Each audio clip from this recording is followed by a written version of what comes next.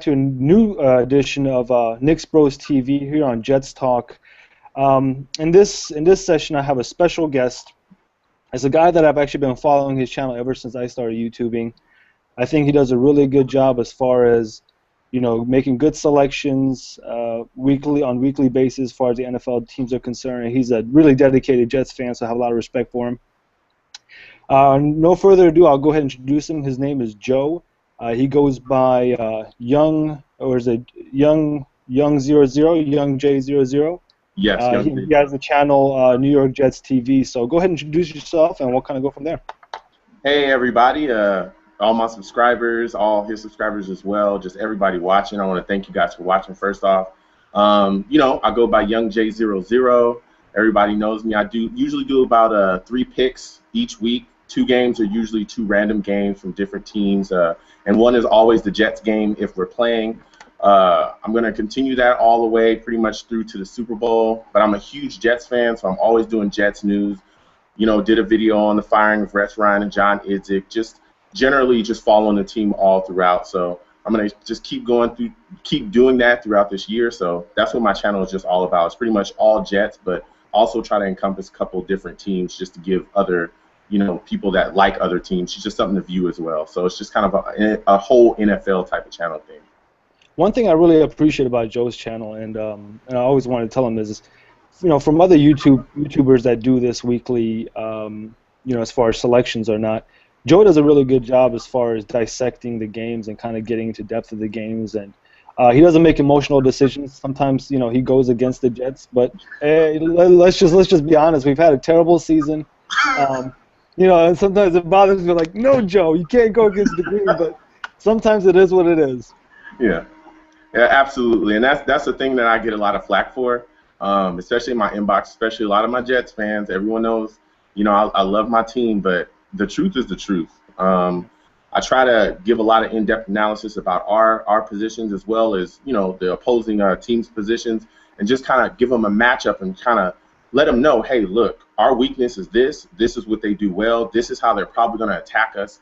And this is what I think the outcome is going to be. And I have to be realistic. I can't come in there and pick the Jets every single game, especially this season, even though I know, D, you may not have liked it.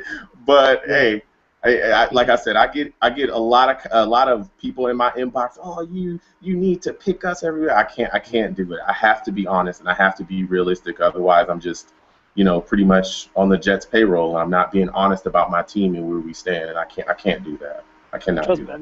On the other hand, I'm that ignorance Jets fan where everything's green and white, everything's groovy. But, it is what it is. But before we go ahead and get started, actually my brother texted me this, which I think is pretty appropriate. I do want to let, just say a rest in peace and give a moment to Stuart Scott. He passed away today. He was a ESPN anchor for, I believe, 20 years. He passed away from cancer. So, from a guy that, and I'm pretty sure you can relate to this too, Joe, is, ESPN has become this major factor in people's lives as far as sports is concerned. I mean, they went from having 1 channel to having 3 or 4 channels, and I know ESPN's on a lot in my living room, and I kind of grew up with his voice in my ear, So I just want to say rest in peace to him, and do you have any comments on that? Yeah, I would also like to say rest in peace to him as well. I actually got a chance to see him in person. I didn't actually get to meet him, but I was at the ESPYs last year, I believe it was, when he got up and they gave him an award, and he got up there with his daughters and everything like that, and he was talking about his his fight with cancer and what he was going through, his fight with his disease that he had, and it was a very emotional moment. Rest in peace to that man. He was a great guy, just a great anchor. I never hear anything but really positive things about him. He just seems like a very good guy. So, rest in peace to him, and my prayers are definitely with his family. All right, moving forward to some New York Jets talk here. We all know after 6 years, Rex Ryan being the head coach of the New York Jets got fired about a week and a half, 2 weeks ago, a week and a half ago, and obviously John Idzik has gone with him as well. A lot of the people that I speak with on the internet, as far as John Idzik's concerned, everybody wanted him gone, me including. I don't think he did really anything for the franchise. For the fact that when he stepped in, Darrelle Revis didn't get a new contract, Cromartie didn't get a new contract. He butchered that defense that we had. They didn't give Rex Ryan any offensive powers for him to be able to do anything. And I said this in my last video, and I'm going to say it again. One downfall of Rex Ryan was he was constantly optimistic about his team, and not to say that's a bad thing, but sometimes you just come out and say what's reality, meaning, hey, I need more power on my offense for me to be able to do anything. That way, you're not throwing your GM under the bus. You're still being a team player, but yet you're not hyping up the team more than they're supposed to. And I think Rex Ryan takes that standard and raises it a little bit higher. And for the first 3 years, I felt like he walked the walk and talked the walk. And the past 3 years, ever since John Idzik has stepped in, the Jets have decreased as far as winning and things like that. So what's your take on the firing of Rex Ryan and John Idzik, Joe? John Idzik, as everyone knows that has ever watched me, I think John Idzik needed to go. I think we shouldn't have hired John Idzik to begin with.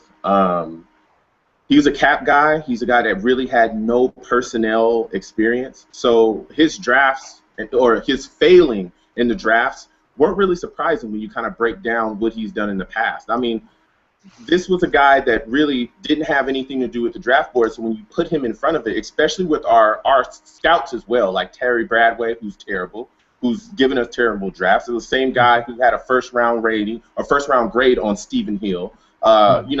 This was the same guy that was there when we drafted Vernon Golston. This was one of the guys, that constantly is there that's doing dumb things.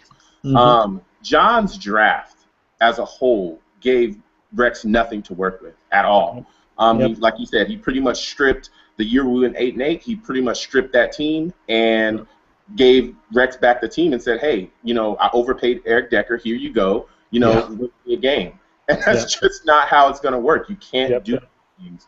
I think that we did not give Rex enough time. I thought we should have gave Rex one more year, or at least 2 years to see where exactly we stood. And the reason why I say this is because I think that the NFL coaching pool, a lot of new candidates and new coaches, I don't think many of them are going to come here. I think there's a lot more attractive jobs than here.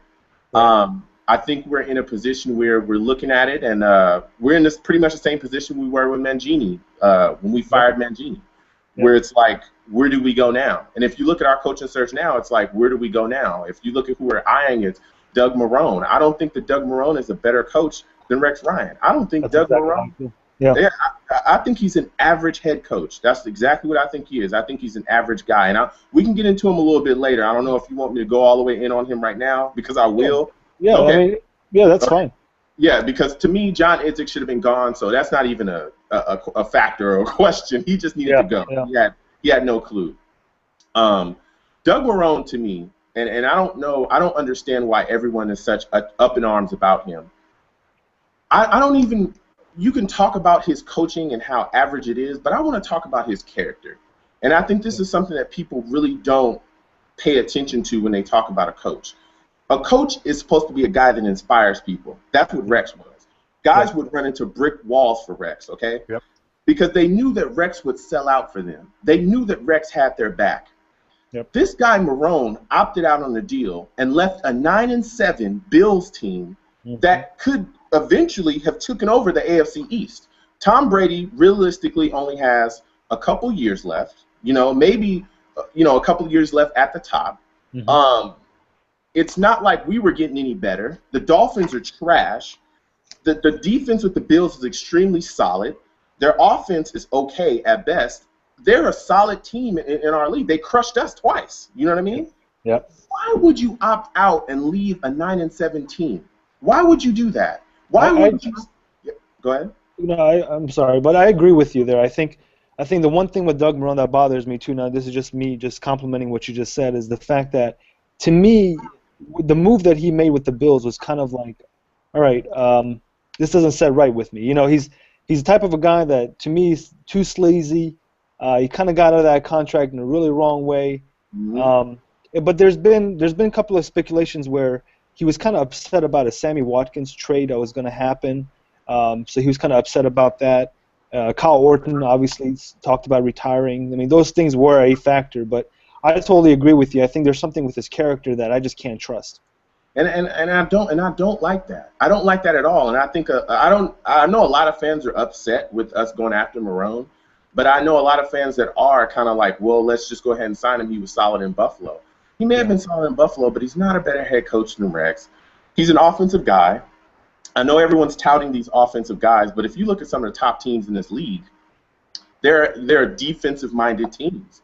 There's, defense wins championships. Yep. I think a lot of people used to bang on Rex, unjustly because he was such a good defensive coordinator that it kind of made it look like, oh, well, I don't care about offense. Well, if you read the reports, that's not true because he tried to get Norv Turner in here years before when Woody stuck him with Brian Schottenheimer, who he inherited. He didn't want Brian Schottenheimer, but Brian Schottenheimer was a leftover guy. He ended up with Tony Sperano, who was trash. He was complete trash offensive coordinator. Then he ends up with Marty Mornhinweg, who's a great offensive mind, but an idiot as far as game plans because he doesn't know how to adjust. He doesn't know adjust to the player exactly. he doesn't know how to adjust. He doesn't know how to call with the flow of the game. Some of the same problems that Brian Schottenheimer had, And look what happened. He's using guys incorrectly on our team.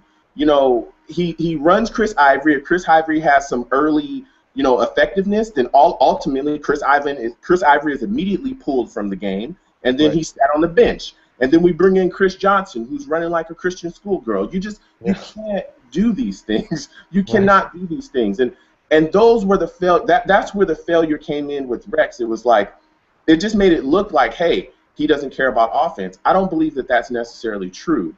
And another thing that I don't necessarily like is how everyone bangs on Rex for being really good at one point, one position of the game, one side of the game, but no one bangs on Sean Payton or Jason Garrett. These guys are offensive. Sean Payton is an offensive guy, and his defense is trash every year. Every year. No one talks about firing him. No one. And that's also what kind of plays in with me as well is the media. The media also plays in on how the fans feel about the team, and it's like, listen, with this fan base, as you can clearly see, our voices are loud and strong, and they're heard. Hey, we'll fly banners over your practice field any day, Don't make the wrong moves. Exactly. It's like if you yell about it and you make a big enough deal about it, Woody's gonna make some sort of change. Like we said, like I believe you said in your video as well, that I hate Idzik guys that put up, fire Idzik, the guys that put up all those banners and did all those things. So your voice is being heard, but I really think we jumped the gun with firing Rex. We really did. Before the video that started, I even told Joe, I said, the reason why I approached this comments so badly is because Woody afterwards came out and said, I just felt like I had to make that decision. And, that kind of didn't set well with me because here's the thing with Rex. Like you mentioned, Joe, Rex is a type of a guy that, you'll bleed for him, you go through a brick wall for him. To me, Rex's attitude is everything that the Jets stand for. A guy that doesn't care. It's everything Jets organization. That's why I think a lot of people got attached to him in that sense. Now, as far as Rex Ryan is concerned, when he took the job for Mangini, I felt like, he was given a solid team. It wasn't like he was given a trash team, had to build the team back up. No, he was given a solid team just without a quarterback. Rex Ryan drafted Mark Sanchez, and what a lot of people don't realize is Rex doesn't do that bad of a job with developing quarterbacks. Mark Sanchez stepped in as a rookie, and after that he won the 2 AFC championships.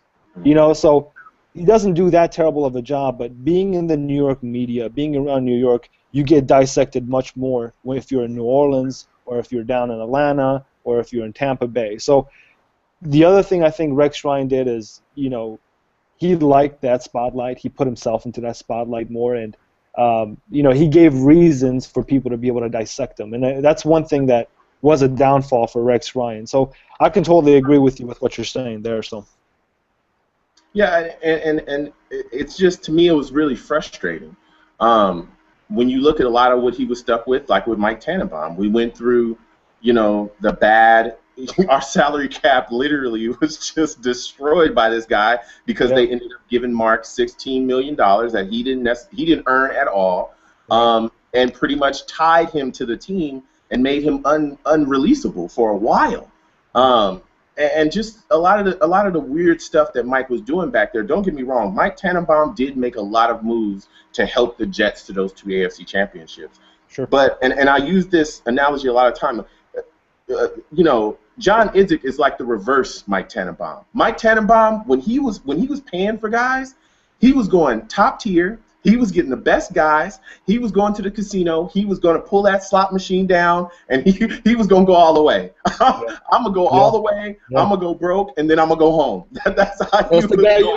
You don't want your money around that guy. Exactly. Riverboat Tannenbaum. I mean, he's rolling the dice. He's betting on red and black. He's ready to go.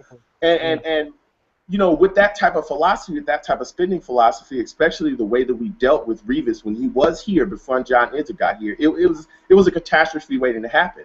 But if you look at how Rex dealt with Mark, because a lot of people consistently say, Rex is a QB killer and all these things.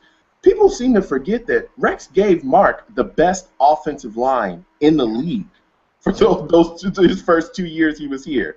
He had the best offensive line in the league, hands down. We had Faneca, we had Mangold, we had Damian Woody, we had DeBrigashaw Ferguson, you had Brandon Moore on the other side. I mean, there was no slouch offensive line, and I'll tell you what, our offensive line was so good, we had the best running game in the league. What is the best thing you could possibly give a rookie quarterback? A very good running game. Get the ball out of your quarterback's hands. Exactly. Let the running game happen. And this is the reason why this offensive coordinator that we have bothers me so much, just for the fact that when Chris Ivory did get going, he got those running, he got those long runs for us here or there. What would happen is we would kind of get away from the running game, give the ball to Geno constantly. And Geno's he's a very slow starter as a quarterback. We've all seen it. You got to give him a couple of short passes for him to kind of get warmed up. But I'll kind of leave the Geno thing out of the way because that'll be something that we're going to discuss because I'm not a big fan of Geno whatsoever. So. Okay. Geno's garbage. All right.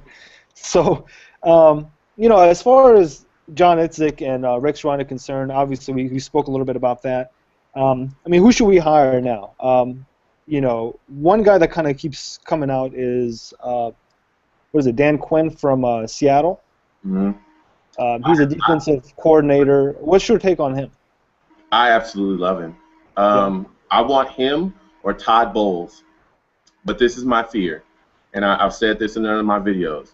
I think that Atlanta, I think that Chicago, and I think that San Francisco are very attractive places. Yeah, compared to us. We used to be a circus 2 years ago with Tim Tebow. I mean, what do you say to that? I mean, it's very hard to say, hey, guys, come join us. We don't have a quarterback.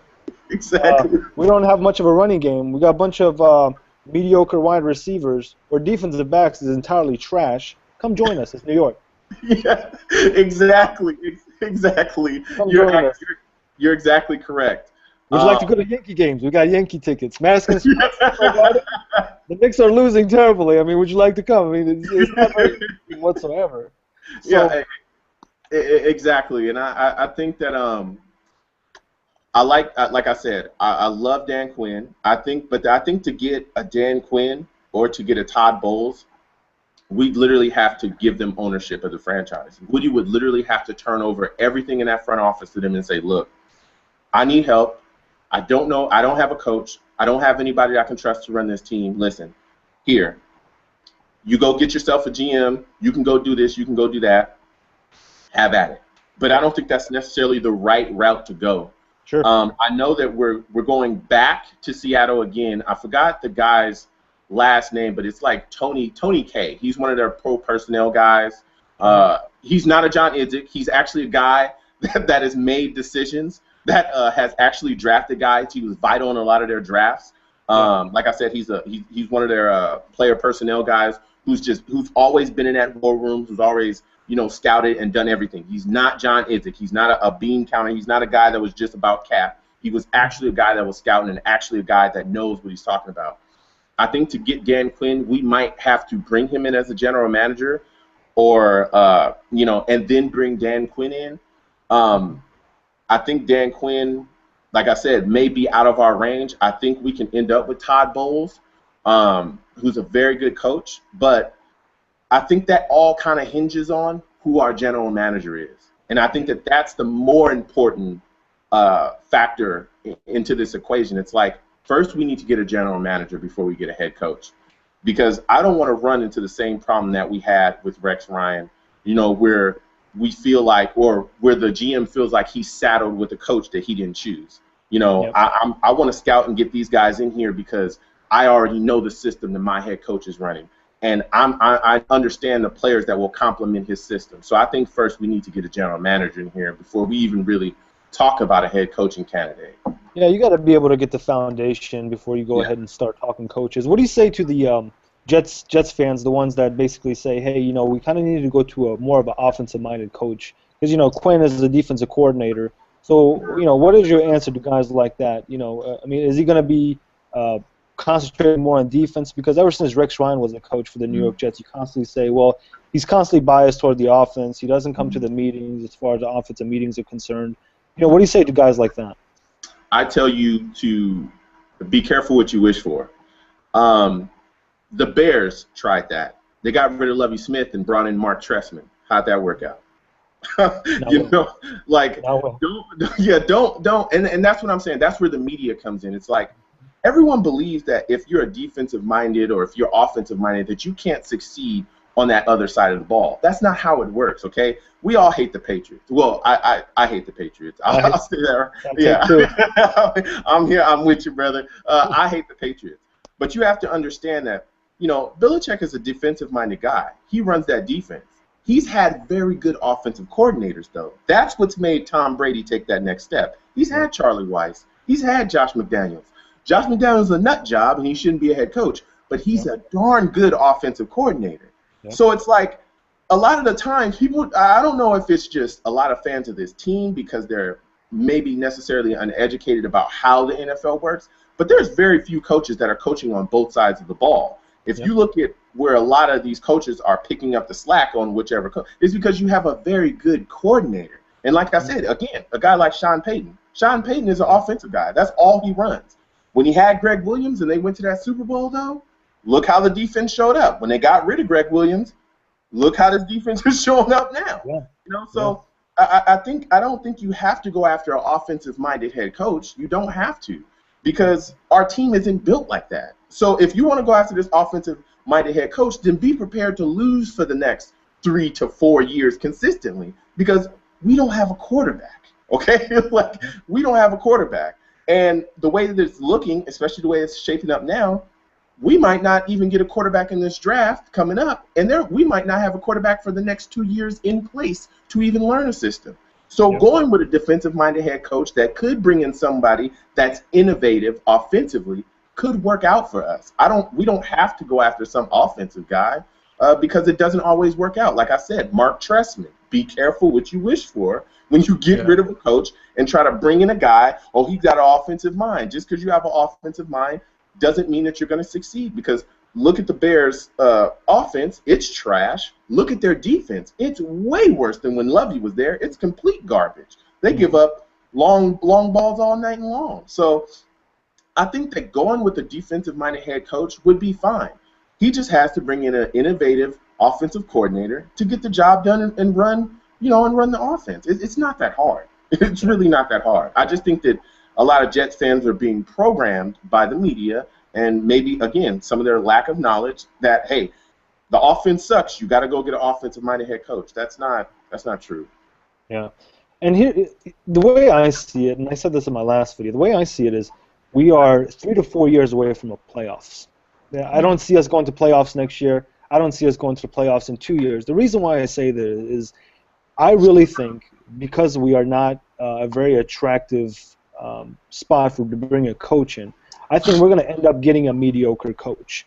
That mediocre coach is going to, along with the GM, is going to be able to get us to a place in 2 to 3 years for a way or team to become attractive enough for us to be able to spot a better coach. The reason why I say that is, going into the draft right now, we're not going to be able to get a quarterback just for the fact that obviously Tampa Bay is going to try to get Marcus Mariota. They'll be dumb if they don't. You know, I don't want Jameis Winston just for the fact that I think he's a troublemaker. And it's very difficult for me to sit and judge him on that. I still don't think – I think – honestly, I think he's going to be a Vince Young, where it's going to be all this hype around him and then he's going to be a bust. That's my take on it. I don't want him part of the Jets. Honestly, I want more of a pocket quarterback for the Jets. But not really getting into that. I think, you know, for the draft, we're going to get Amari Cooper. That's my goal. Getting Amari Cooper, as far as the free agency concerned, I don't want Jay Cutler part of my team just for the fact that he's not a hard worker. He doesn't seem very ambitious about football, so I don't want that either. You know, so there's so many speculations around the Jets. So I think we're definitely going to a rebuilding mode that we won't be able to see the playoffs in about 2 to 3 years. Just for the fact that, like you said, you know, this is not an attractive spot for the New York Jets to be able to recruit any coaches or anything to come join our team. The draft picks that John Itzik has selected the past year, they've all been garbage. I mean, Pryor has been probably the most disappointing player as far as the draft for me. You know, his coverage lacked. He never was able to help the cornerbacks when they needed. He blew coverages. His tackles weren't there. But that's where I say, you know, we definitely have a very inexperienced defensive back, very youthful defensive backs, and that's where you see a lot of the mistakes. So I don't want to put all the problems on him, but going to next year, Darrelle Revis is going to be a free agent. I made a very bold prediction of signing Darrelle Revis for 1-2 years just to bring that experience back to the Jets defensive backs. We all see Charles Woodson join the Oakland Raiders after going to the Green Bay Packers. Look how good that's working out, because Darrelle Revis still is a heck of a player.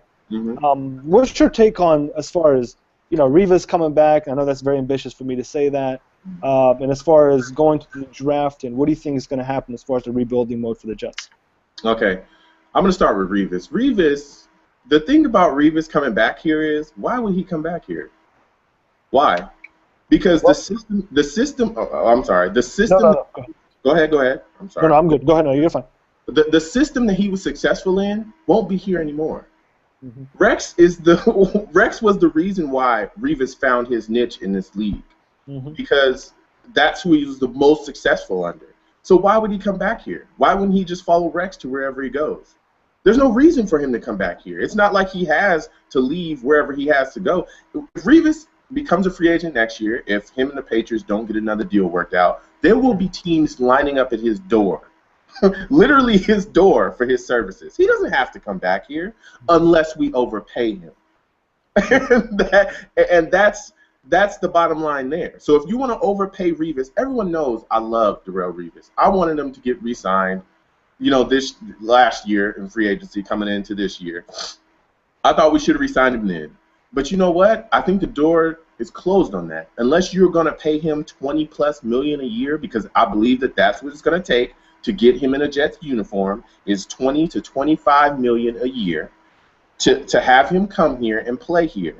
That's Two reasons why I want Revis to come back. One reason is very important. I bought Revis' jersey the year he left the team, and I want to see a little bit more worth going to that jersey. Second is just for the fact that I know the owner kind of came out and said, hey, I want Revis back, and that's kind of where everything kind of clicked in my head. You know, my thinking, just as far as the defensive backs is concerned, my brightest thinking is, hey, you know what, we need an experienced guy in the defensive back position. Why not sign him for a year or two? Honestly, I don't think he's going to ask for that big of a contract. Okay, I mean, the guy's been in the league for how long? This is not Revis from, hey, 2012, 2013. We all know he went through that, big injury. He took a very, big contract as far as Tampa Bay is concerned.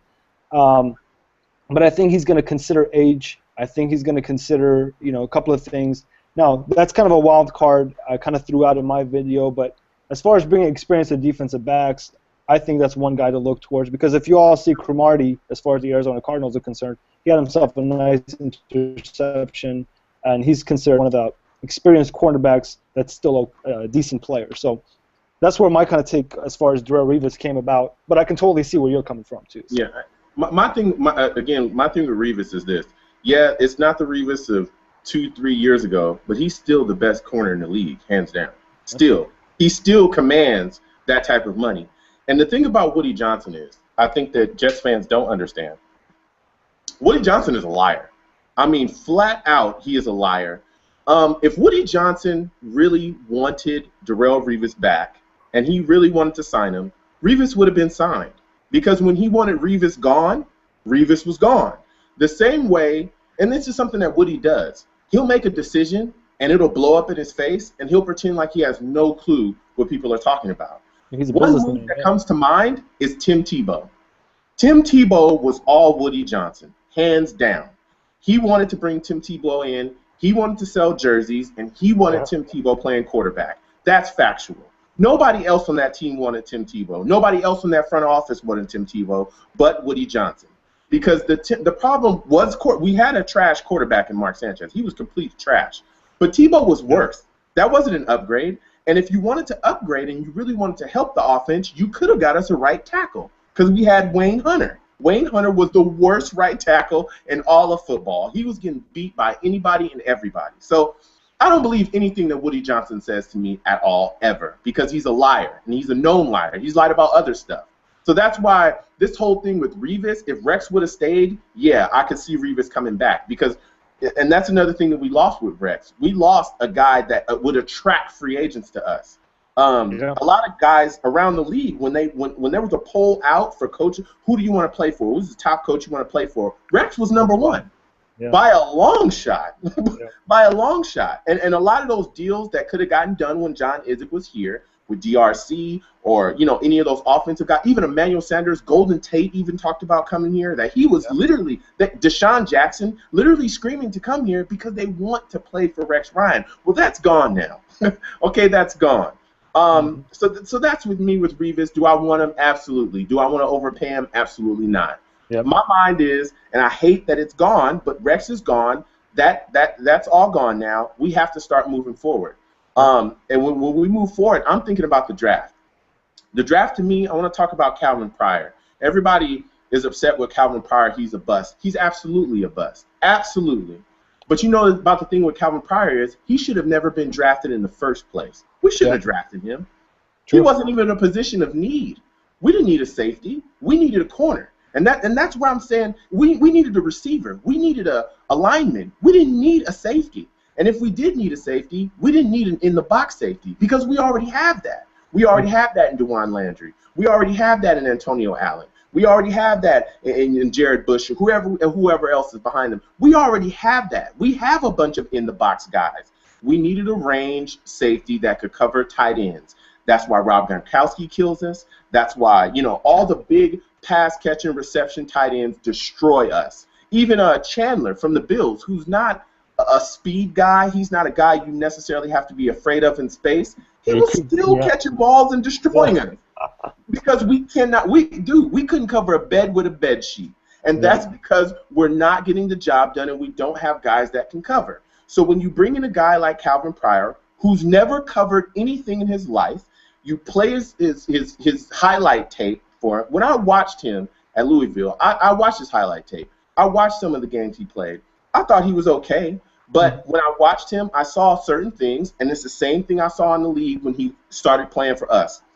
He was a guy that would throw his body at people. He didn't rap. So if you were big enough to survive that first hit from him, you could take off running because he's not going to rap. So if you don't rap, I can keep running. Well, when you get into the NFL and you face these big tight ends, the guys that he struggles against, like Rob Gronkowski, Antonio Gates, destroy him.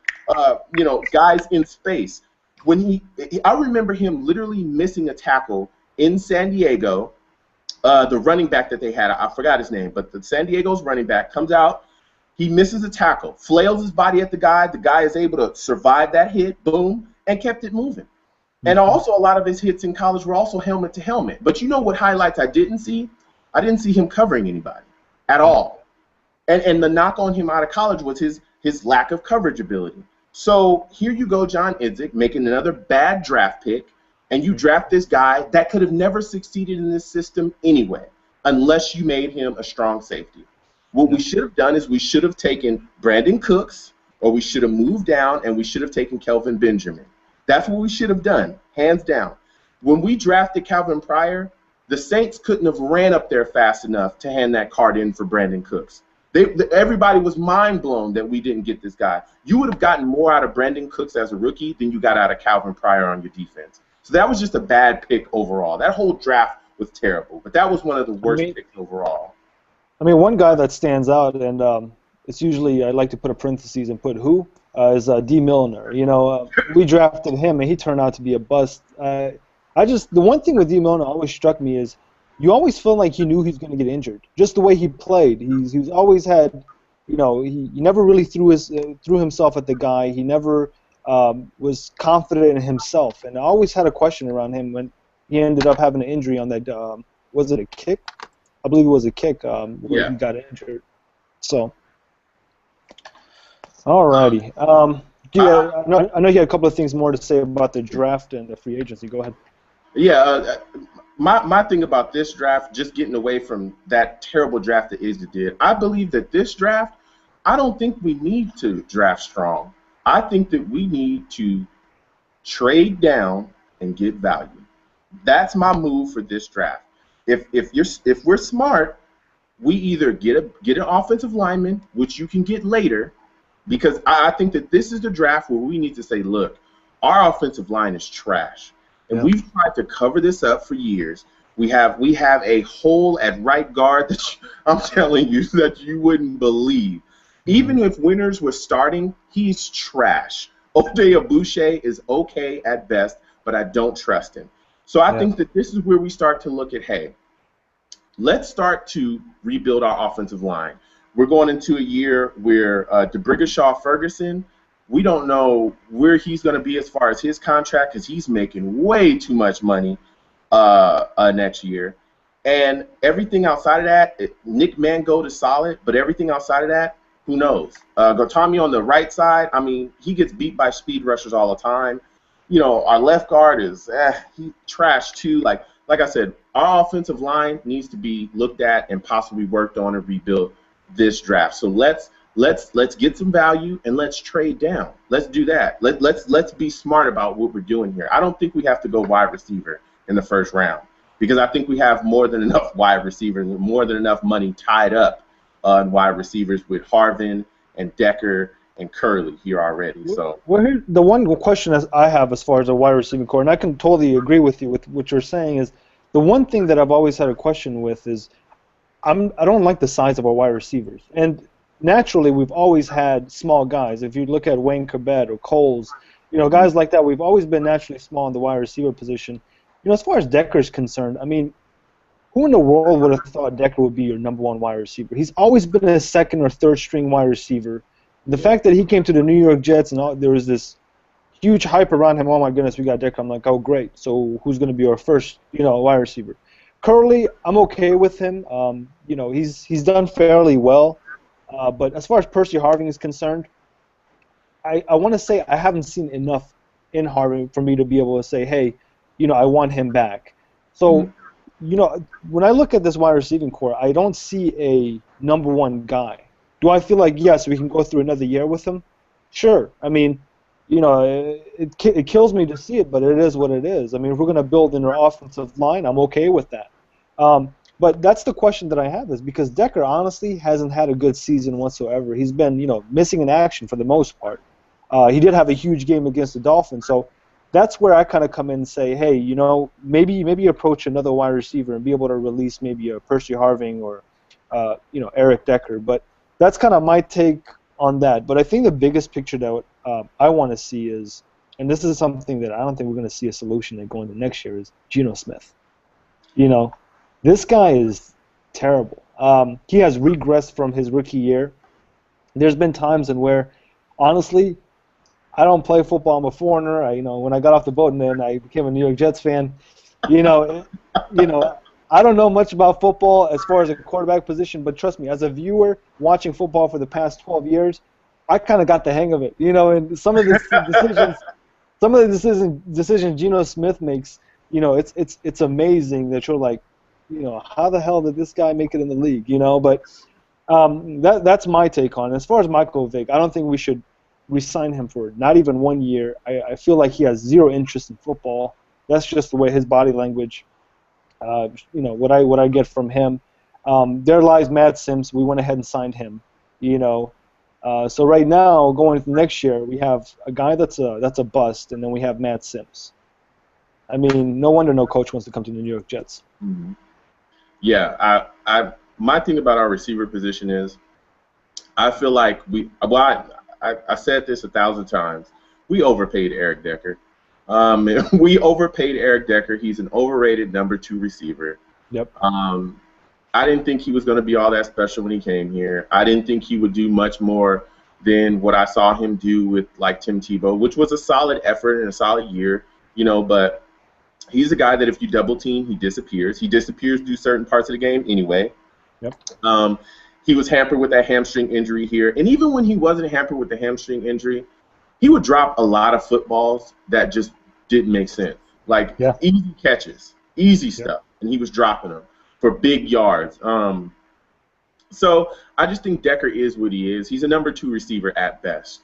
I look at Percy Harvin, and I think that Percy Harvin, like you said, I don't think we've seen enough of him, but from what I have seen of him, when he is game planned for, when there's a solid game plan and we go in there, Percy is a weapon that I don't believe that we can give up, especially not for what we traded to get him. Because if you just release him, we just gave up a pick for nothing, And that was the reason why we traded for him in the first place, because he wouldn't have come here. He was not going to come here. And I think Rex Ryan had a lot to do with him coming into New York anyways. Exactly. And just a little backstory on that. The Seattle Seahawks absolutely tried to trade him 1 billion times to different teams. They tried to give him to the Broncos for Julius Thomas, and the Broncos said, "We are not giving you Julius Thomas. Go away." That's basically what they told him. "We are not giving you Julius Thomas. Go away." They were going to cut him at later on in that season.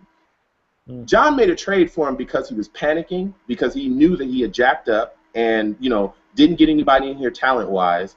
And he traded for him because he knew that if Percy was to hit free agency, he was not going to come here. That trade happened, what, week 8, week 10? Exactly. It was like, I wouldn't say week 6 or week 7 or something like that, right before the trade deadline. Yeah, exactly. So that was the reason why he really got traded here, is because he panicked. Idzik panicked and knew his job was on the line, knew he was probably going to get fired if he didn't make some kind of talent getting here, if he didn't have anything to do with that. And, he wasn't going to come here if he was a free agent. I think that Percy is a guy we have to keep, even though we're going to be paying him $10 million next year. That's just what we have to do. We don't have any leverage at all. We can't have him rework his deal, because he could literally tell us, "Look, you owe me $10 million. That's that. If you don't want to pay me the $10 million, you can just cut me." That's literally what he can tell us. We have no leverage. And at this point, it's like, look, having a receiver like Percy Harvin, that's a good problem to have, because if you cut him or if you get rid of him, then we're back to ground zero. We're back to square one. Remember the offense where we didn't have a field stretcher, where we don't have anybody you have to be afraid of, where we'll be struggling again to put up points. And don't get me wrong, you could draft a guy like Strong, but there's a potential that he can be a bust. And then what? We've had guys come here be a bust. Stephen Hill. We've had guys, what do you want to do? What do you want to do? Do you want to take that chance? Because I don't. I've seen Percy play. He does have injury concerns and all that blah, blah, blah. Yeah, right. I get it. But he's producing at this point, okay? So I don't think we can get rid of him. I also think a guy like Jeremy Curley, who I think is a very solid third wide receiver, I think he just got lost in Marty Morningwig's game plans.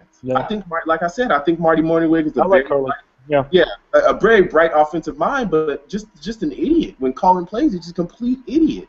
And so we re-signed Curley. So I think our wide receiving core is okay. At best, it's okay. If they perform on paper, depending on who our offensive coordinator is, on paper, at best, they're okay. They're solid enough for us to go in with. We have more weapons now than I think we've ever had as far as wide receiver goes. Quarterback, I know you're not going to like this, right? I know you're not going to like this. But I want Jay Cutler. Let me tell you. Join the 1%. Join the 1% there, would you? Yeah, I want Jay Cutler. Let me tell you why. Go ahead. Jay Cutler, for all his faults, okay, for all his faults, all the problems that he has, he's still better than Geno Smith, hands down. Yeah, totally. I mean, not even questioning. All right. I'm not saying we got to pay the guy. I'm not saying we sign him to a 7-year deal.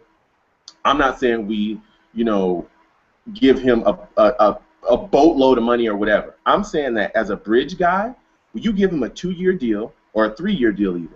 As a bridge the gap guy, you bring him in. I would say next to Chad Pennington, he's probably the most talented quarterback that we've had. Well, he is the most talented quarterback we've had since Chad Pennington, hands down. Even better than my Vinny Testaverde. I'm a huge Vinny guy. Yeah. Since Chad Pennington, I think that he will easily be the most talented quarterback we ever had. And when we step on the field, we won't have the worst quarterback in the NFL anymore. Because with Mark, every single time we stepped on the field, unless we played Jacksonville, we had the worst quarterback in the NFL on our team. With Geno, every single time we stepped on the field, unless we played Jacksonville or we played, if we would have played maybe Arizona later on in the season after Carson Palmer got hurt, we'd have the worst quarterback on the field. We can't consistently do that. And I think that if we don't sign Jay Cutler, because I don't think there's necessarily anyone in the draft. I don't like Mariota because I think he's soft, and I've said it 1,000 times. Yeah. Watch that game, a lot of late throws over the middle, a lot of weird stuff going on. I didn't like that game. I think Jameis Winston, like you said, he's got some issues. I think he's a complete nut job. And I think that the problem with Jameis Winston is I think the on-the-field stuff is going to be a problem because I don't know about his work ethic. He looked out of shape earlier this year when he came back. Stuff like that is just not going to work in the NFL. You can't be out of shape. You can't not get the scheme. You can't do all these things. But outside of that, off the field, if he does any of that stuff that he was doing down there in college, here in Florham Park, he's going to have a problem. He'll get revealed so fast in New York. I mean, there's going to be media chasing him left and right. Exactly. And that's why I don't want to draft him. So I think that our mode of operation should be to look at quarterbacks like Sam Bradford, Hoyer, different guys. I know a lot of people don't like him. Here's another guy that I like, Colt McCoy. Colt McCoy is another guy that I think is a solid game manager, a bridge the gap guy. I'm not saying sign these guys for 10 years. That's not what I'm saying. Yeah, just get through the whole. I hear you. Exactly. Just get through the rebuilding part with us. Give them 2 years, maybe, or 3 years even. Maybe another guy comes in, through the draft next year, and we can get him fine, and then you teach him. But we need a guy now because what I don't think this team is so void of talent that we have to blow it up and start from ground zero. I don't think we have to do that. We have good pieces. Yeah, we have some good pieces. Exactly, and I don't want to go through a period where we're just losing, where we're just coming out and we're trashed, because I don't think that that's the type of team we have. I think that we're not far off from competing for a playoff spot, but we have to take the steps now to put pieces in place. So getting a game manager, whoever it is, whether it's Jay Cutler, whether it's, Colt McCoy or whatever, bridging the gap with that offensive line, putting pieces in place there, I think that could build. And getting an offensive coordinator in here that actually knows how to call plays and can, develop consistencies and schemes and things like that, that all will go a long way for us. But I wholeheartedly believe that, like I said, in our draft, we need to draft down, get offensive linemen, and we need to start looking at veteran guys to come in here. And we do need to let Mike Vick go, and I think we can keep Geno around to play, that number 2 quarterback, that number 3 quarterback, just to have a guy on the roster that gets the scheme. He can be a guy that can come in when your starter's hurt and win you a game or two. Honestly, as far as Jay Cutler's concerned, it's going to be very tough for me to be able to adjust to it, but I can definitely hear where you're coming from as far as trying to get through the rebuilding stage, and I'm okay with that. One guy that you did mention is I like Hoyer. I think, and there's been kind of articles coming out with him wanting to stay in Cleveland or maybe thinking about going back to Cleveland ever since the whole Manziel thing turned sour. Hoyer, to me, is on the same caliber as Mark Sanchez is. I mean, he's a guy that turns the ball over, but he's definitely a guy that can lead a team too. But I think the whole Tim Tebow thing butchered Mark Sanchez's career. Obviously having a guy that you're constantly looking over the shoulder is definitely not a pleasant feeling. But I'm definitely on board with it. One guy that I want to really talk about, and kind of this is shifting toward the tight end side of everything. If you have any more to say about the quarterback position. No, go ahead. I'm done with that. I Okay. said everything I need to say. Thanks. Cool. One guy that's constantly just making me just scratch my head, and sometimes I want to love him, sometimes I want to choke him. You know what I mean? And that's Amaro. Amaro sometimes he makes some big plays. He makes some big plays for us. I want him to become a red zone tight end. That's obviously one thing that we lacked for the Jets was we lacked in the red zone offense. I mean, every time we got there, we ended up calling Nick Folk over and settling for 3 points where we could have had 7. And there was a lot of times where Amaro would just drop the ball. So I think going to next season, we're definitely going to have a battle for the tight end position between Cumberland and Amaro. And I don't think it's going to be 100% granted to Amaro, just for the fact that he is not that go-to guy yet. Yeah, What's your take on that, Joe? My thing about Jason Amaro is I don't believe that Jason Amaro was necessarily given the opportunities on the field to really showcase what he could do. A lot of times, like I said, when Marty Mornhinweg schemed or his game plans were just idiotic.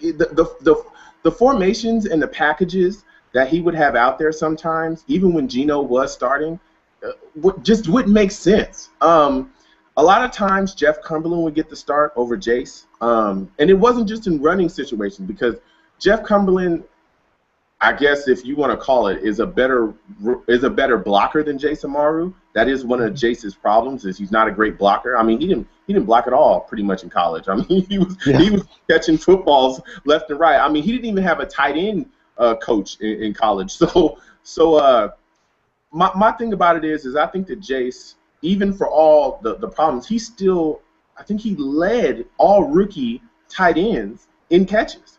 So that shows you something. He is a weapon. He is definitely a weapon. When we saw him catch the ball, when he understood the routes and the schemes and how where he needed to be, because that was his problem early, was grasping the concept of the offense.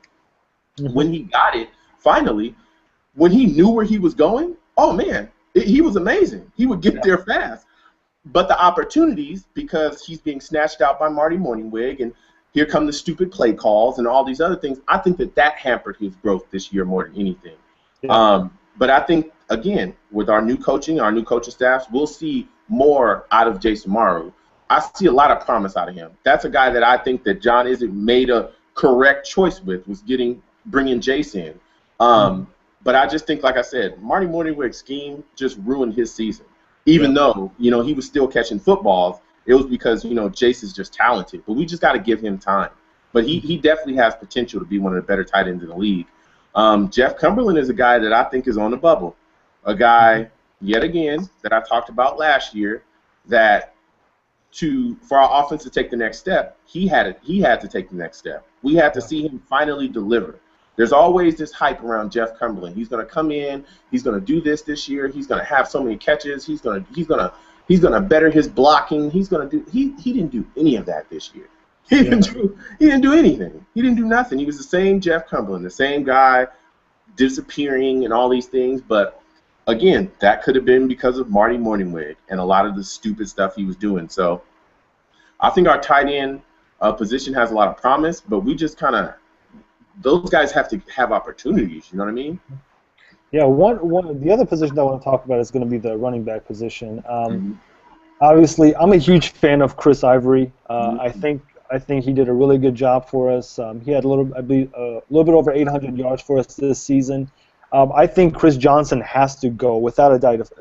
If I had a player that I could just say, hey, let's release him right off the bat, this is the guy. I mean, he was a total bust for the money that we got him for.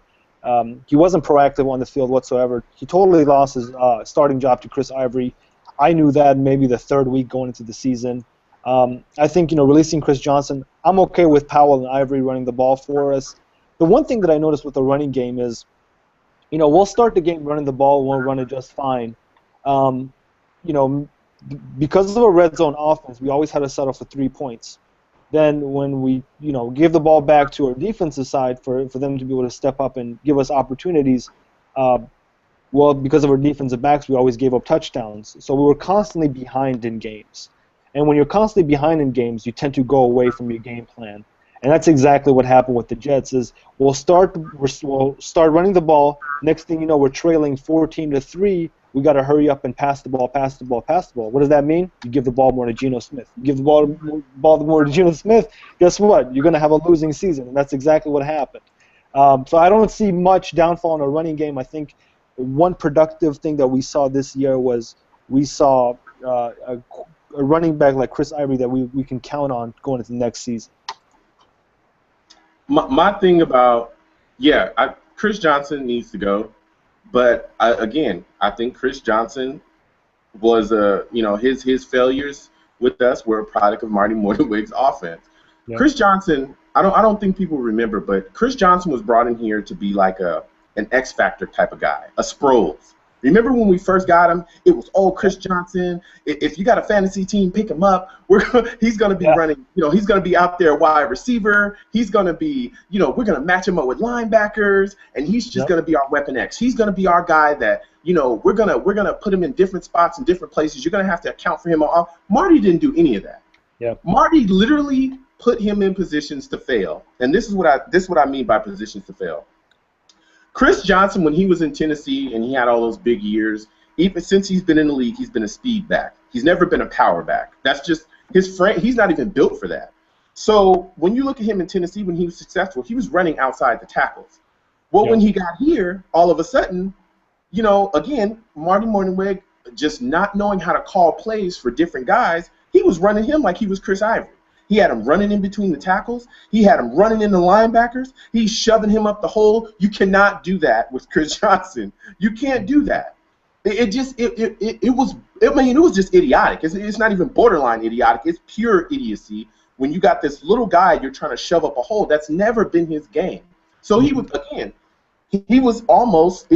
in a situation to fail because that's not what he does well. But I think letting him go is just necessary because I think he checked out throughout the season. I think they had done a bunch of interviews with him, and they asked him. I remember they asked him one game. They were like, what is going on out there with the offense? And he just responded to the reporter and said, I don't know because I'm not in the game. Yeah.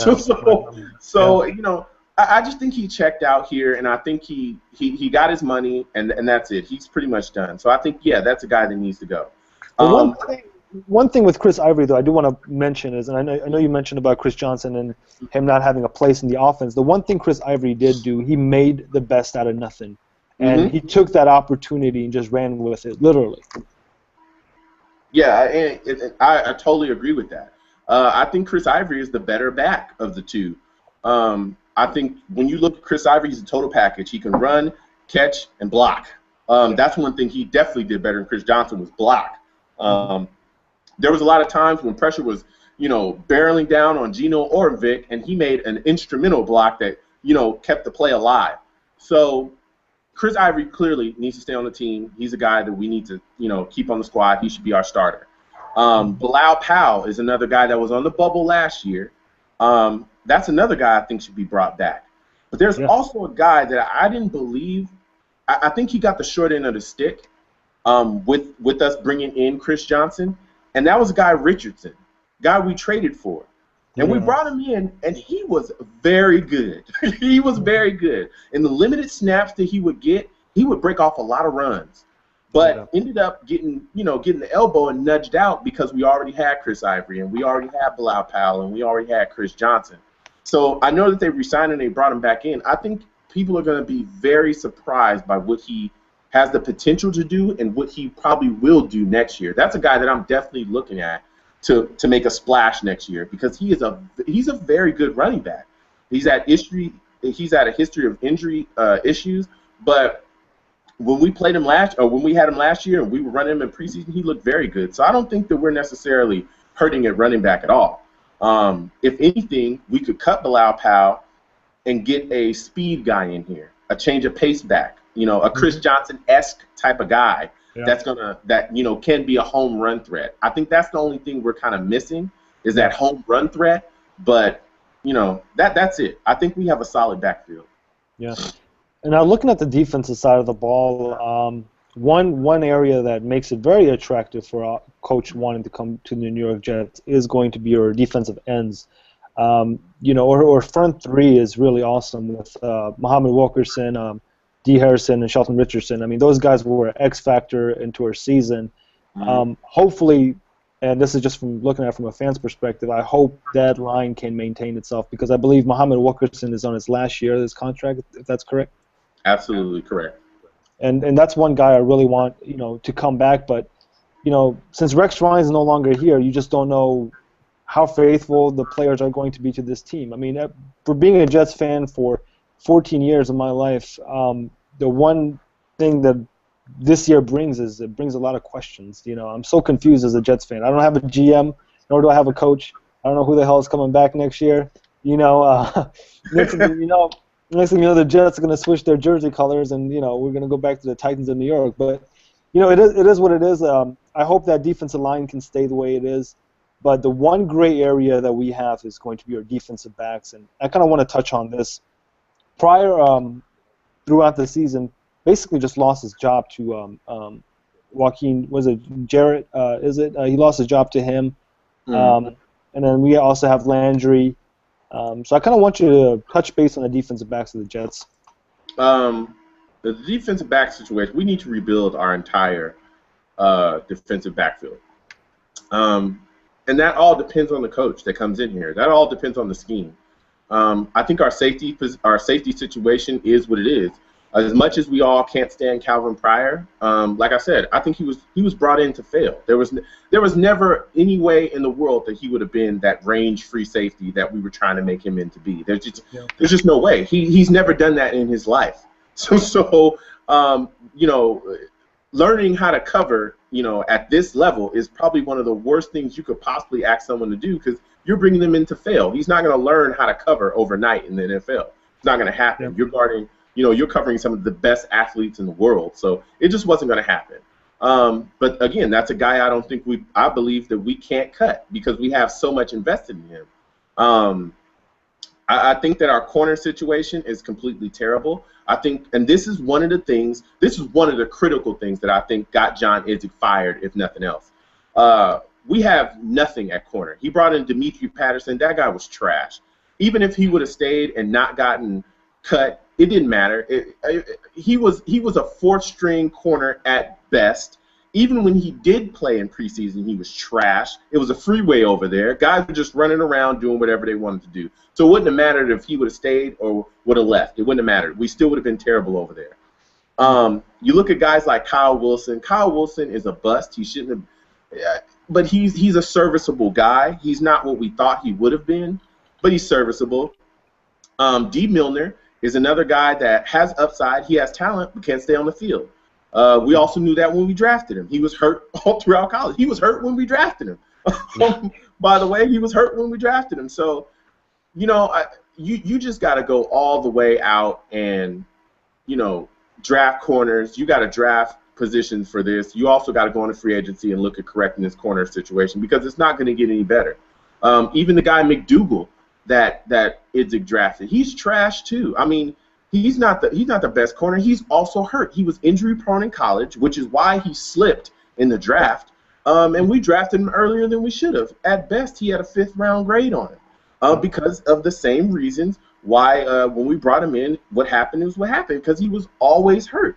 He tears his ACL. We don't know what we're going to get out of him when he comes back. And by the way, he's coming back from an ACL tear. You just don't wake up in the morning and be able to play and do fine after that. You know what I mean? Like, that's not an injury you just I feel good now, right? Yeah, it's just not, so we just have to rebuild that whole secondary, and that's going to take a little bit of time, and that's where I think the genius of Rex Ryan is going to be missed because his schemes and things like that were able to cover up the fact that we couldn't cover anybody, for long periods of time. So I think free agency and the draft is what you look to have to rebuild that because it's terrible back there. It really is. Now, as far as Pryor is concerned, I do want to touch base on Pryor just for one bit. I think if you bring in some shutdown corners, if you bring some decent corners that are able to maintain their coverages, I think that's when Pryor would be able to, flourish a little bit, be able to do well in his position, just for the fact that he's the type of guy that's going to put a lick on you. You know what I mean? Mm-hmm. So if you can stay away as much as coverage is, put Pryor on coverages, I think he's going to do fairly well.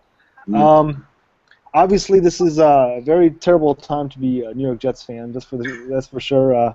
It's a.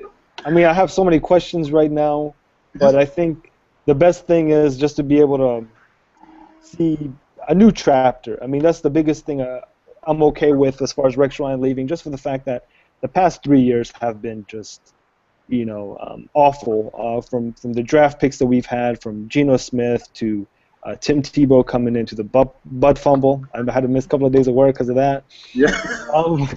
It is what it is. So I guess to an extent I'm okay with it. I'm just wanting to see change, more than anything.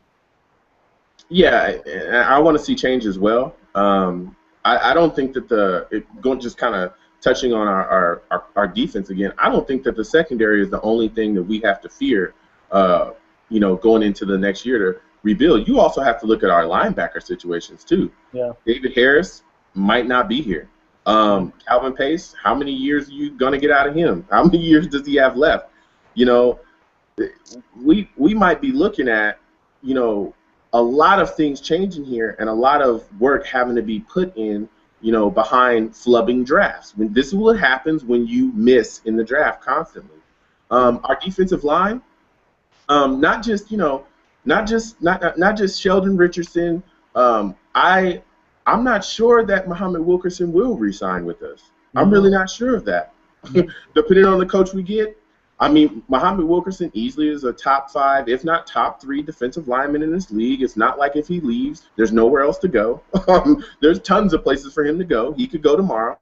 And that will leave us without some. But not just that. There's other guys like, Ellis and Snacks and all those other guys that are out there. Like, those guys flourished in a scheme. They were given a scheme to play. It wasn't just Harrison out there all the time. It wasn't just Sheldon Richardson out there every single down. There were other guys, depth guys, that were brought in because they fit a scheme.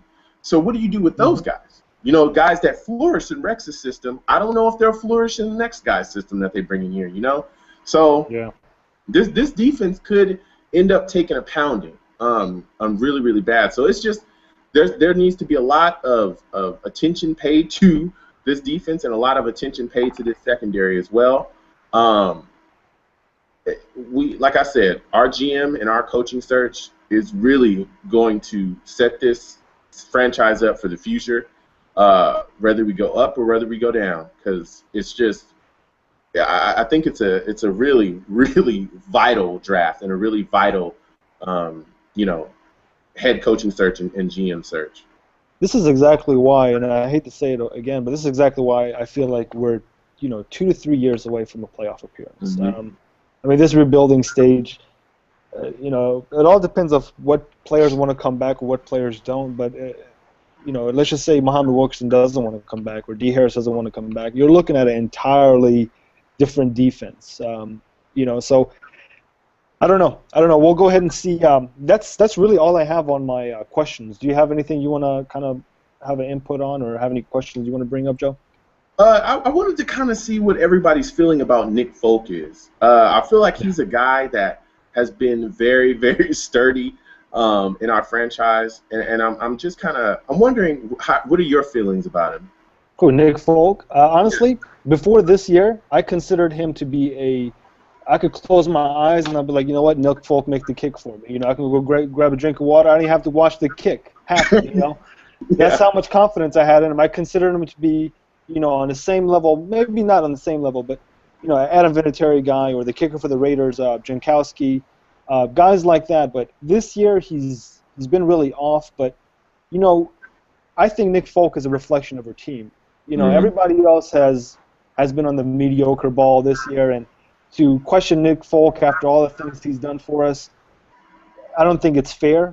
Some of the kicks where I believe both times against the Patriots he could have made it happen for us, but he missed the kick. But we put ourselves in a good field goal position against the Patriots. Next thing happens, Geno Smith catches a sack, and then we go back 10 yards, and that forces a 54-yard field goal.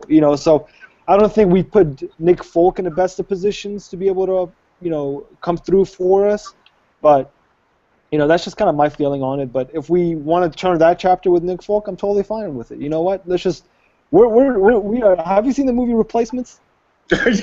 That's exactly what we are. We are the replacements. I mean, we're gonna have to go out there and see. We have to go look at local prisons to see if we get some players on this team or something. Whatever it takes. I mean, right now that's the type of team we have. So Nick Folk or not Nick Folk, it is what it is. Okay. All right. That was a brutal, honest answer, but that's just my take on it. Yeah, I respect that. Yeah, I definitely, Nick, I think a lot of the times this year was kicking outside of his range, especially on a couple kicks I remember in some games where he was outside of his range and put in a lot of different positions. And like you said, I believe he was a reflection of the team, the dysfunction, all the weird stuff going on in the front office, and just all the reports that were coming out. It's just really really crazy. I got one more question for you. Yeah.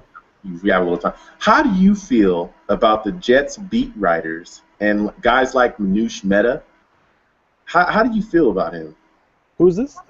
The guys like the Jets beat writers, the guys that cover the Jets, like all these reports coming out, like the leaks and stuff like that. How do you feel about stuff like that? Do you think those reports are made up?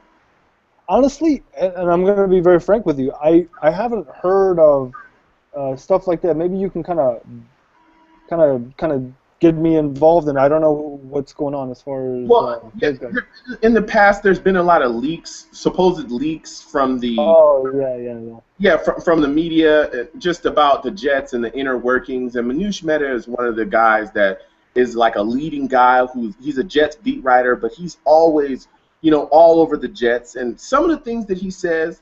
Like he did a piece about John Idzik that I thought was pretty straight on. But there's other things that he's done where he has these unnamed sources, and they just it seems like the reports are just made up. Here's my take on it. I think that's just New York being New York. But to not to be a hypocrite with what I'm trying to say is, you look at the Giants right across the street. Do they have these type of problems? No, they don't. And as far as the Jets are concerned, I don't know. I mean, the people say the same thing about the Mets. I mean, the Mets have a lot of that going on. I think what happens is if you have a losing franchise or a franchise that's not very successful, doesn't, is not able to achieve the things that's expected, then those type of things tend to always come out. New York, it's all about the media. It's all about making storylines. Is always about, and the Jets tend to always be on the wrong side of it, So I don't know. I think more than anything, it butchers the team and, it creates locker room issues. But yeah, I've totally heard, certain things about, obviously when the whole John Idzik thing was going on, there was a lot of speculations there. A lot of those writings that you mentioned came out with Tim Tebow was in the New York Jets, but that was probably the worst thing we ever did as a franchise. I mean, that was like the medieval ages, with the Jets. I mean, who gets Tim Tebow? I mean, I can 100% agree with you as far as getting Tim Tebow and increasing jersey sales. That's exactly what Woody Johnson told himself. He said that was a straight-on business decision. When I look at the New York Jets, I think grimy. I think like Philadelphia Eagles fans. I think guys that probably don't go to church. Just saying. I mean, I'm not trying to label it, but it's a vision. Guys that probably don't do any donations. Probably beat you up over something. And bringing in Tim Tebow, which is a total just different image. It just didn't work out. You can look at Rex Ryan. He's like, "What the hell is this? I can even curse in a meeting," So. Yeah. But that's my take on that. I have all the time in the world, but I mean, if you have any questions, let me know because I'm ran out of my questions. I have nothing to ask. But if you have questions, I'm all for it. Yeah, I have one more. I was wondering, what do you think about like who should be the GM candidates that should come in? Do you have any kind of on your list? Honestly, I don't. That's one area that I'm really gray in as far as the GM prospects are concerned. Mm-hmm. There's a couple of guys that I really like because I spent some time in Atlanta. I really like the GM the Atlanta Falcons have, but that's probably someone we probably won't be able to get. I can tell you one thing though: the type of GM that I want for this team is not going to be a numbers guy like John Itzig. I want him to be out on the practice field. That's exactly the type of attitude Rex Ryan has built on this team. So no matter who the GM is, I want a guy that's, you know what, roll the dice. I'd rather you roll the dice than sit there and collect the money like John Itzig did. I mean, who sits on $20 million and doesn't do anything with it? So, and then there's been speculations, and kind of goes back to the whole, writing all these things. There's been speculations that's, stated that Woody Johnson told them not to spend the money. And I don't know what to say because, like you said, Woody Johnson is quite a bit of a liar. You just don't know how much of his words you can trust. Yeah. But honestly, I kind of sometimes sit there and think about, I want a different owner too. I mean, as much as people hate Jerry Jones, as much as people hated Al Davis, that's the type of guy you need in New York. You need a guy that sleeps, eats, breathes football, puts all of his other business things to the side. You can take care of it, but you have to be really involved, to be a owner as far as the New York Jets is concerned. Now, I don't know about the Giants, but as far as the Jets are concerned, I mean, you got to be a team guy. You got to be always there. You got to be always there with your team, and that's how I feel. I think Woody's just too quiet of a guy, and I just don't know about Woody. Yeah, and I totally agree with you. Like I said, my stance on Woody is he's a liar, and I don't listen to anything that he says because he's a liar. A guy that I like, a guy that I'd like to see us go after, as far as our GM search, is a guy named Duke Tobin. He's the director of player personnel for the Cincinnati Bengals. I think that they have built a lot of really good teams, a lot of depth as well. He's been able to get a lot of quality draft picks, a lot of quality guys after the draft as well, to build depth within their team. And they put together a lot of really cheap teams too.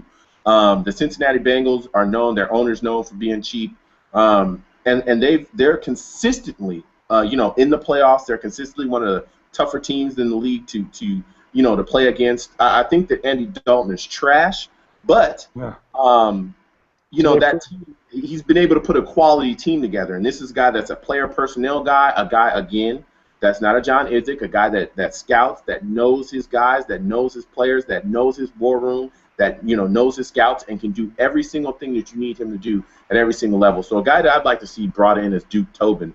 But that's just another guy. I also wanted to see if we could get the Packers pro personnel guy, but he ended up getting a raise and ended up getting another position offered to him within the Packers. So he's never leaving that place. But Duke Tobin is definitely a number 2 guy for me.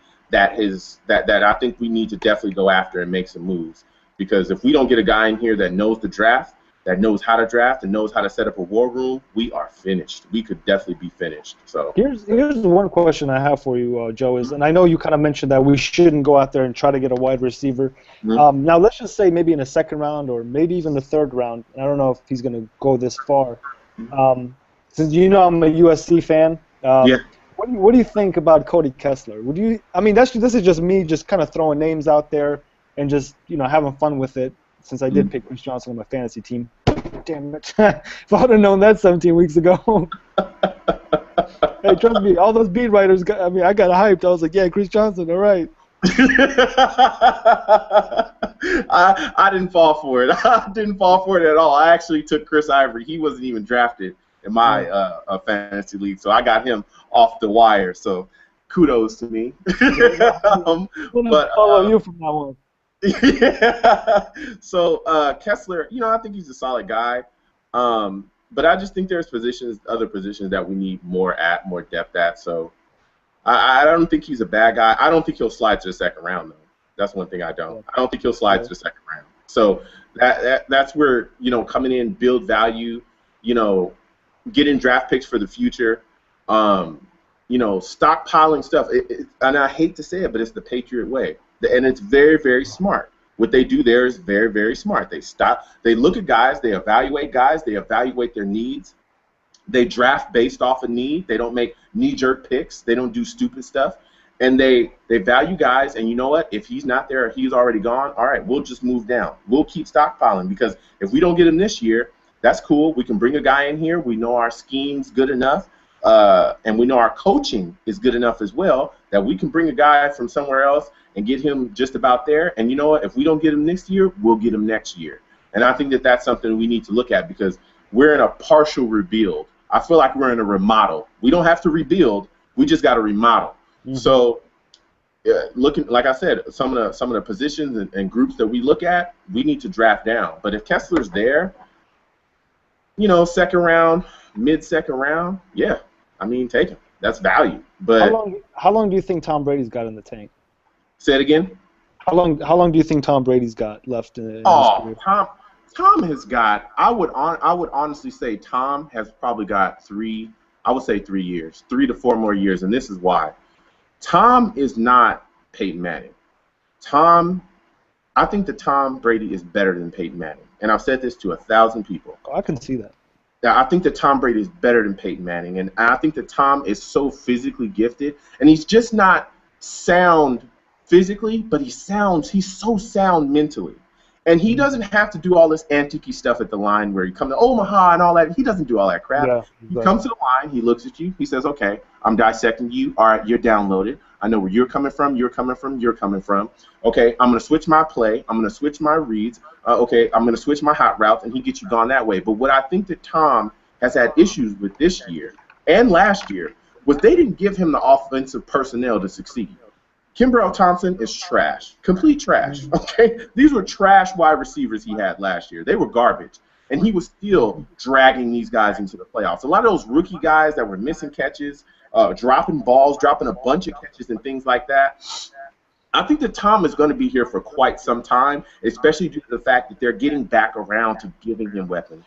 Brandon LaFell, Edelman has stepped up. You got Gronkowski that's back. You got, you know, those 3 backs. You got Shane Vereen, Gray. Now you got Blunt, who's back now. You know, so they're getting back to building up offensively, and I think that once if they could end up moving up and getting a Strong or somebody like that, a guy that is a Randy Moss when he had Randy, when he was like unstoppable, if he could get a number 1 guy that's just going to take the top off your defense, man, Tom could be around for a while. I don't think we're not gonna get rid of Tom so easily. We're like the Knicks of the '90s. We just can't wait for Michael Jordan to retire. You know what I mean? Exactly. That's exact. You know, I hate the guy with a passion. I mean, sometimes I want some injuries to happen, but not hopefully too severe. But you know, it is what it is. He's taking. That's why, you know, having a team like that be so successful in the division is very tough. One thing, though, with Rex Ryan leaving and us releasing him, I don't want to look back at this 6-7 years from now and be like, damn, it's like a Bill Belichick thing. You know, we gave up Bill Belichick as well. Watch Rex Ryan, and I think, and I've told this to my brother before, I think the one place that Rex Ryan is going to be able to succeed is going to be the Atlanta Falcons. The reason why I say that is they have a tremendous quarterback. They have weapons on the offense, wide receivers with White and Julio Jones. Jackson at the running back if he decides to come back, or I don't know how long his contract is. And all Rex Ryan has to do is go in there and toughen up that defense, bring some prospects in there. They have a good GM that's going to be able to switch things around for him. And he's going to bring an attitude to that defense. And I think, you know, definitely he's going to have a shot for him to win the Super Bowl. I think if he goes to the 49ers, because he's also interviewed for the Niners, I think he's going to have some I don't know. There's something with that ownership of the 49ers that I think he's going to be able to clash with them, just the same way Jim Harbaugh clashed with him. Because Jim Harbaugh and Rex Ryan almost have the same type of attitude. They're the type of guys that kind of get in your face and demand whatever. And as far as, you know, looking for a good place for Rex Ryan, I think the Atlanta Falcons would be it. Yeah, I think with Rex, the Atlanta Falcons, I totally agree with you. I've talked about the Oakland Raiders as well. I think that Rex could go out there to Oakland. That offense, it's okay. You know, it's not bad. It's okay. They got a young running back in Latavius Murray. You know, they got those 2 old guys back there too, Maurice Jones, McFadden. They got an okay receiving core. They got Carr, who's a solid rookie quarterback. He's not great, but you know what? He's a rookie, and we've seen him make a lot of very good throws and win a lot of games too. They got Mark Rivera. He's a solid tight end. That offense is okay. that defense sucks, though. Like, the defense is absolutely trash. And we all know, I mean, look at what Rex did to our defense this year. He came in, this defense is pretty much trash. The back end secondary is trash, complete garbage. What did he do? He made us the 7th-ranked defense in the league. So if you can do that with this, if you can do that with this, you can do something with Oakland. And I think that if he goes out there and he just builds up and waits Peyton Manning out, because that's all you got to do. He got maybe 2 years left because that arm is looking like a noodle. Exactly. Yep. He could run the AFC West very soon, and he could. I just feel like that division that you're in has such a huge, thing to your team because you get a Peyton Manning that comes to your division, you're like, damn it, you know what I mean? Like, you're either going to be second place in the division or so. Yeah, totally. I think we would have been a much better team if Tom Brady ended up being, let's just say a Cincinnati Bengal. Not being in our division. I think the years that we had with Chad Pennington, we could have actually done something. So I can totally agree with you. I think the Raiders are going to be a good option for him. Who's their head coach right now? What's his name? Soprano, right? Sparano. It's Tony Sparano. He's an interim guy. I'm not gonna put it past them to hire him because it is the Raiders and they do make a lot of dumb moves. But if they were smart, they would hire Rex Ryan. And another place I also think that he could definitely thrive is Chicago. I think that is a place that is literally, I mean, it's almost built for him. He could go there. You can get rid of Jay Cutler, right? You go get yourself a game manager. You end up with Alshon Jeffrey. You end up with Brandon Marshall. You got 2 Pro Bowl wide receivers. You got a Pro Bowl tight end in Bennett. You got a Pro Bowl running back. The offensive line is okay. It's solid. The defense is the problem there. The defense can't stop a soul. So you go get yourself an offensive-minded guy. Maybe North Turner comes open again, right? You go get a North Turner or whoever, somebody with a solid offensive line, and you build that defense. They're already talented. It's just they don't have any coaches with a half bit of scheme. And you go in there and you implement your system, Rex will succeed there. An already built offense. There's so many places. The Bears have come out and stated that they don't want Rex Ryan. I haven't heard about that.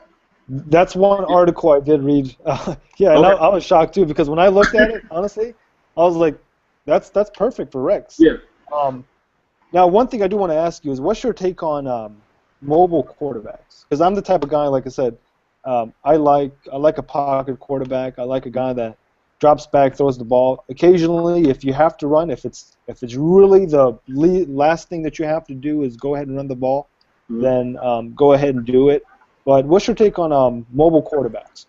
I think mobile quarterbacks are, they're the way of the future. I think that's where it's going. Don't get me wrong. I think pocket quarterbacks are always going to be here because, if you look at stats, you look at the, injury histories. Mobile quarterback gets injured a lot. Those are factors. They take some of them take a lot of big shots. But I think that's something that you can't teach that. You can't teach speed. You can't teach a guy that has, awareness, that gets out of pocket and can use his feet. That's something that the defense has to account for as well. That's a weapon. You look at Russell Wilson. You look at RG3 when he was healthy and he was doing pretty well as well. Colin Kaepernick. There's some pretty solid guys. Aaron Rodgers is a guy that is very mobile that people don't really think about being a mobile quarterback because he's slinging it from the pocket. But when he does get outside there and takes off, he's got some speed on him and he can leave you. So I guess. Go ahead. I'm sorry. Mobile quarterbacks are necessary when you have like a team like us. Our offensive line is not the greatest. When things break down, you can move and get out of there. I don't have a problem with mobile quarterbacks. I just don't want a guy that doesn't have downfield vision and can't hit guys open, so he's taking off 24/7. Like Mike Vick used to do early in his career. When he would just pass up receivers and take off running. Yeah, that's not the type of quarterback that I want.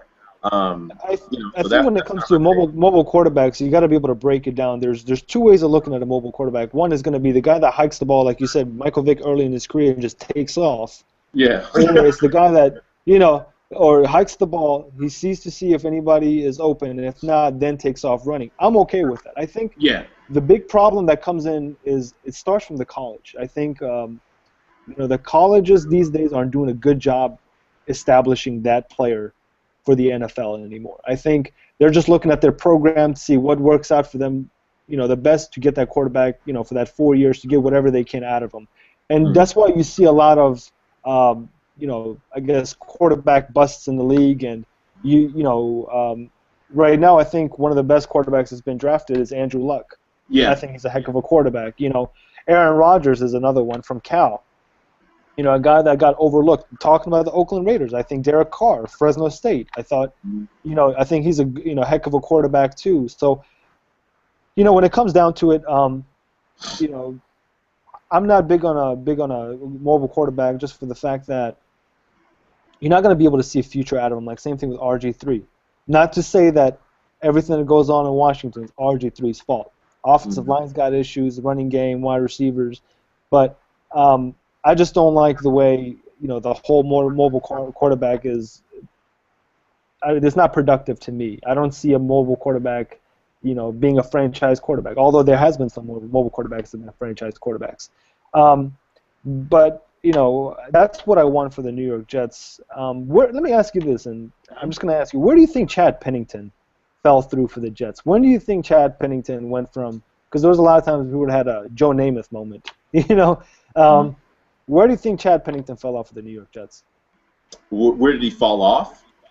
Like when do you think why do you think he fell off for the New York Jets? I thought he fell off because of the injury. Bottom line, when he tore his rotator cuff and he broke his wrist the first time, Chad wasn't a guy that had $1 million, physical. He didn't have $1 million of physical ability. That wasn't Chad. Chad didn't have all the physical ability in the world, but Chad had such a great football mind.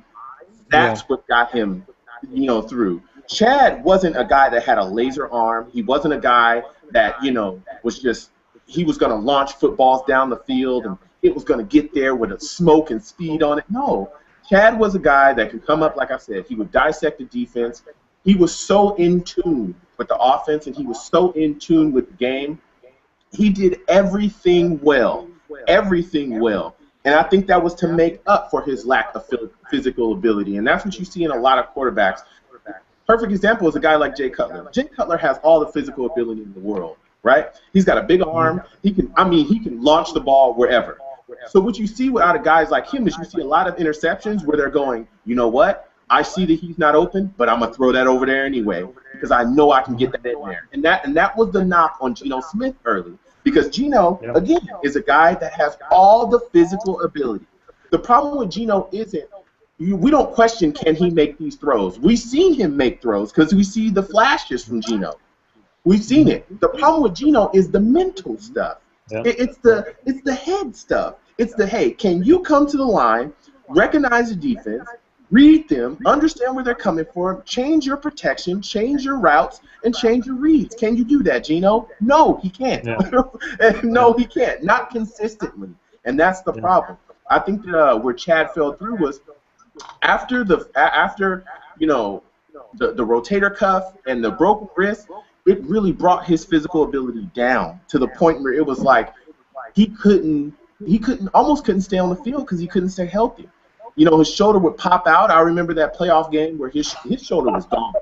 His shoulder was gone. That was against the Steelers before they went up and won their Super Bowl. We had them on the ropes, and his shoulder was gone. He was literally, I'll never forget the throw downfield, I believe it was to Lavernius Coles, and he stepped back and launched that football, and his arm just almost went with the football. That's because his shoulder was gone, like just gone. Well, Chad's arm again, right? I mean, and that's where I think that that's what I think got Herman Edwards fired, was the fact that he put Chad out there in that preseason game, got him blasted. Good old Herm. And yeah, it was Herm, and pretty much ruined his career.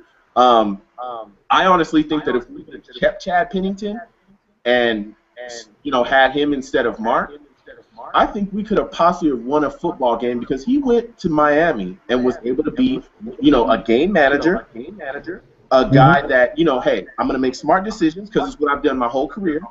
I'm not going to come in here and throw the ball around for 500 yards. I'm not Matt Stafford, right? I'm just going to play my game.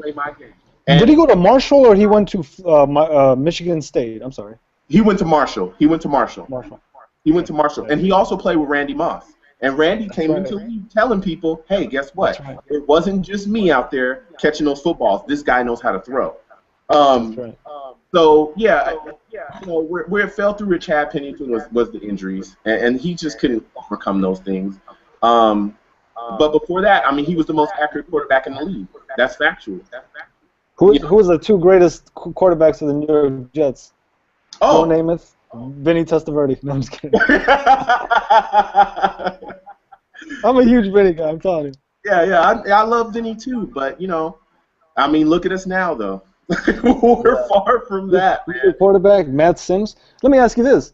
Do you really think Matt Sims has gotten a fair shot in the league? Because every time, Matt Sims needs a fair shot. I'm telling you, Matt Sims, a lot of people disagree with me. You know, I know you're scratching your head right now. But here's the thing. If you sit there, if you give Geno Smith 2 years to do something, and you only give him Matt Sims two games, I mean, come on. I'm not saying he's the future. I'm desperate. I'm not saying he's the future. You're talking about getting Jay Cutler. I'm talking about getting Matt Sims. I mean, this is desperation at its finest. How am I wrong? Listen. I'm looking right in the camera, right? Matt Sims is trash. Okay? He's trash. Look, Matt Sims is a guy, he's had his chance, okay? Matt Sims is a guy that has a nice arm. He's inaccurate. He is what he is. He has issues reading defense. If you think Geno is bad, believe me, Matt Sims is worse. He's just not here. Honestly, Matt Sims, really, you could argue that he is literally in the NFL based off of his name. When we cut Matt Sims, we put him on the practice squad, there weren't teams calling up trying to get him because they've seen enough out of Matt Sims. Matt Sims is what Matt Sims is. A guy that can be a solid number 2 or number 3 at best, and that's it. He's not a starter. He's just not. And I understand your desperation, but don't let it drive you crazy. don't. I got the John Idzik syndrome. Yeah, you don't want to. Next thing you know, I'll draft a Pryor next year too. Yeah. So that's my take. Yeah. What do you have any? Do you have any further questions or?